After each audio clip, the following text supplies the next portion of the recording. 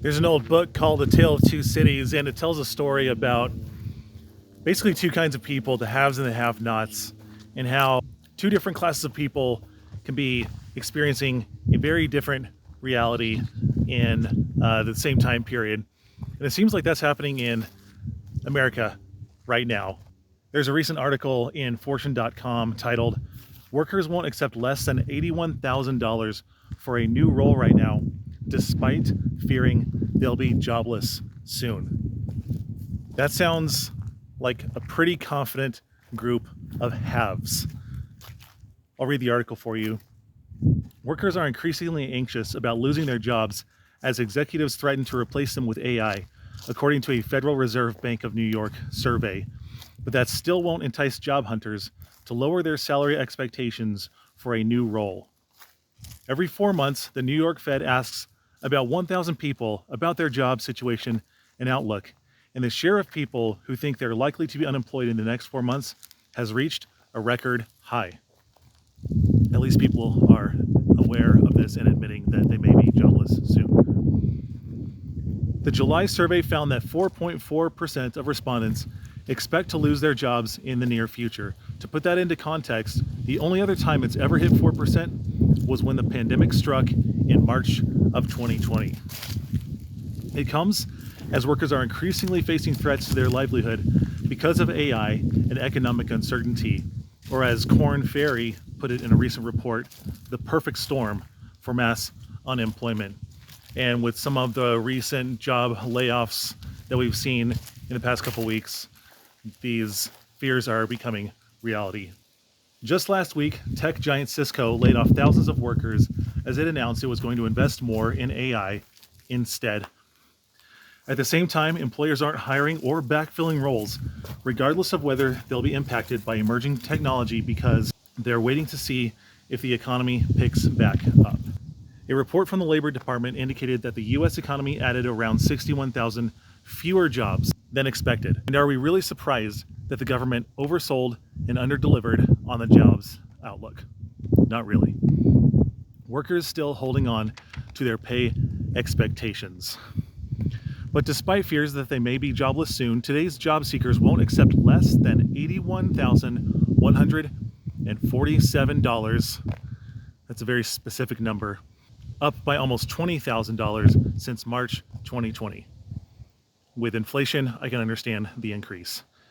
This figure is the average reservation wage of workers, which is the lowest wage at which respondents would be willing to accept a new job. The Fed reports highlights that workers are also increasingly dissatisfied with their current wages, benefits, and promotion opportunities. I wonder if they would be satisfied with unemployment paying them half of what they're making in their current position right now and being on food stamps. Women, people without a college degree, and those with annual household incomes lower than $60,000 feel the least likely to land a promotion anytime soon, especially if they're working from home, because as you've probably heard in many reports about the work from home and return to office tug of war between employers and employees, many companies have explicitly told their employees that they will not be eligible for promotions if they are working from home. And a lot of those people working from home are women. Joblessness fears won't stop workers eyeing up the exit. Despite the bleak job market, more people are looking for a new job right now than during the Great Resignation. Nearly 30% of those surveyed by the Fed said that they had been job hunting last month, up from 19% in July 2023. It marks the highest level recorded since March 2014, when 32% of professionals said they were looking for another job.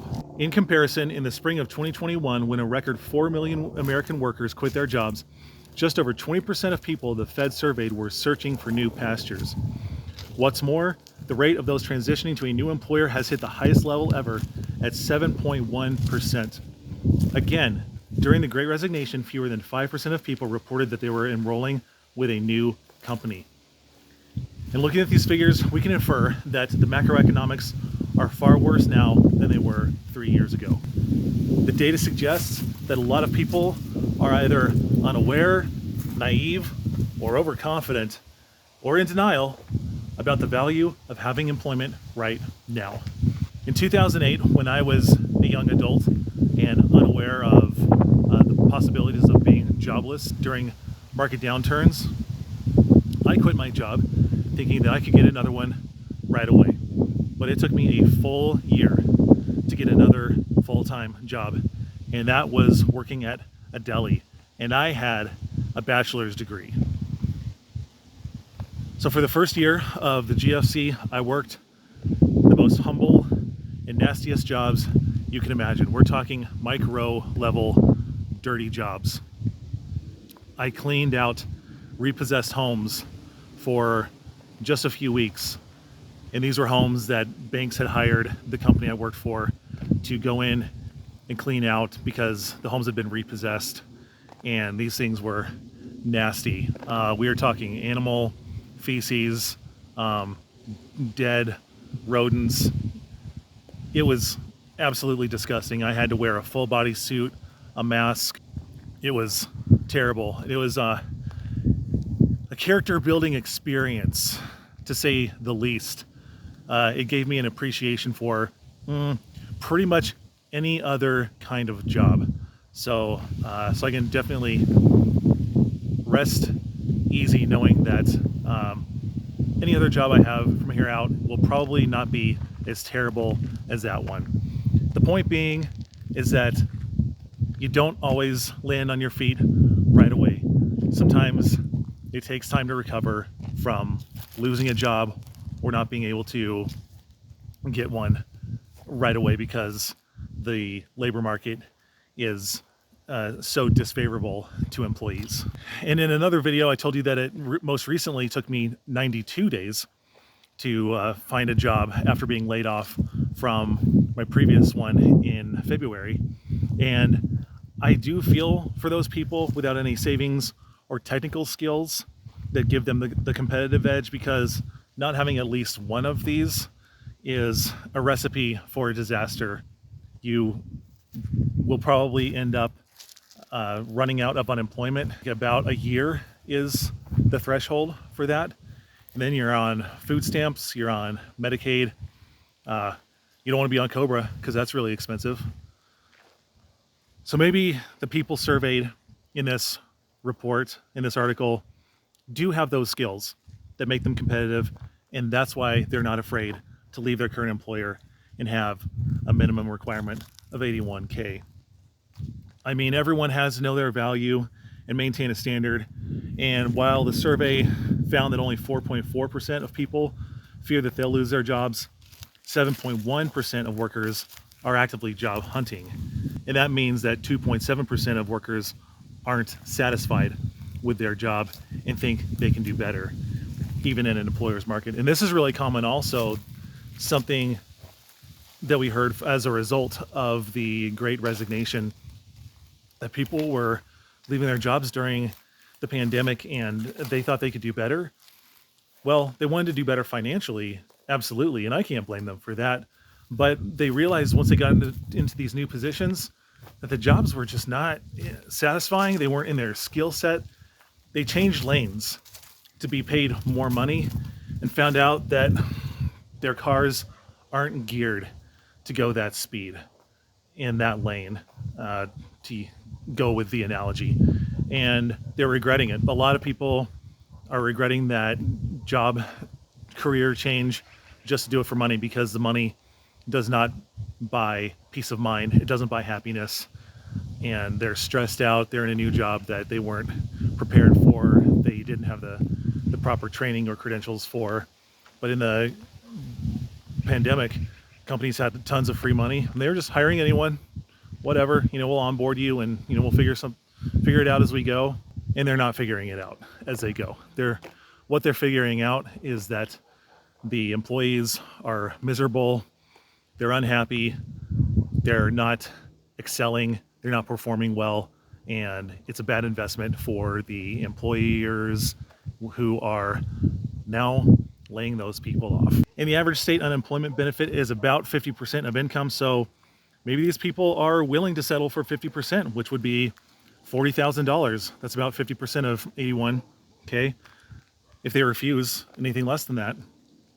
And while the annual income of 40,000 can buy a home in the cities that I present, these people might have a hard time making ends meet if they're in high cost of living areas, like in coastal cities or markets like Denver, Chicago, Austin, even Florida, with the price of insurance and taxes going up with all these reassessments. And also, these people might be the kind of people who would apply for Elon Musk's latest job posting, which pays up to $270,000.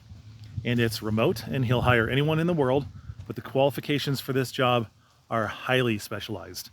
The position is for a senior engineer. It's a position that requires significant experience in the commissioning of electrical and photovoltaic systems. Can you engineer photovoltaic systems? Give Elon a call. He wants to talk to you. The position requires at least 5 years of experience in commissioning or performance testing of large-scale power systems, such as photovoltaic and storage systems. He's even hiring workers for up to $48 an hour, not bad, to help collect data to train Tesla's AI-powered robots. Interesting. Designed to automate work in company factories by wearing full-body suits that track the workers' movements so that the AI bot can replicate them.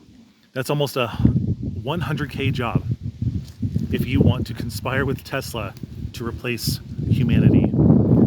But for your health and for the betterment of humanity, not for the profit margins of faceless corporations who don't want to pay sick time and PTO and have workman's comp claims filed against them, or lawsuits for not letting people use the bathroom or take lunch breaks. They want to do it for the betterment of humanity. So unless you dream of working for Elon, if you have a technical or specialized skill, if you're a practitioner or a tradesman, you probably should not be too picky right now, especially if you're in a high cost of living area. Now, if you live in one of the housing markets that I highlight in my videos, you will definitely have more margin in your budget. And in another video, I covered all of the layoffs that are happening right now and the fact that they are largely white-collar tech sector, information sector jobs that are experiencing these layoffs, because during the Great Resignation, like I said, people quit and were hired by companies who had tons of free money. They were flush with cash, and now they're not. They're running out, and they're laying those people off who didn't have the skill sets or business being in those positions to begin with. So if you are in a blue-collar job, you're actually at an advantage compared to white-collar workers right now. And this is not taking into account the one exception, which is the dock workers strike going on. That's completely different. That's an isolated event. That only has to do with the International Longshoresmen Association, and that is not a good representation of the broader blue-collar job market. So if you are in the trades, if you're a blue-collar worker right now, or if you're a contractor with any kind of city, state, county, federal contracts, building or putting in any kind of infrastructure like that, then you are probably pretty safe right now. And I hope that they get the longshoresman strike worked out. I understand both sides of that situation. I understand that the longshoresmen, all the guys out there, work really hard in adverse weather conditions. It's dangerous work. I do also understand that they want like a 77% increase over the next 5 years. That is significant. I am curious to see if their employers will be able to meet their demands. That'll be interesting to see, but I hope it gets worked out soon. And on that note, I'll end the video. I want to thank everyone for continuing to tune in. Remember to like, subscribe, comment below, share this with someone who might find it interesting, and don't give up when you can get ahead.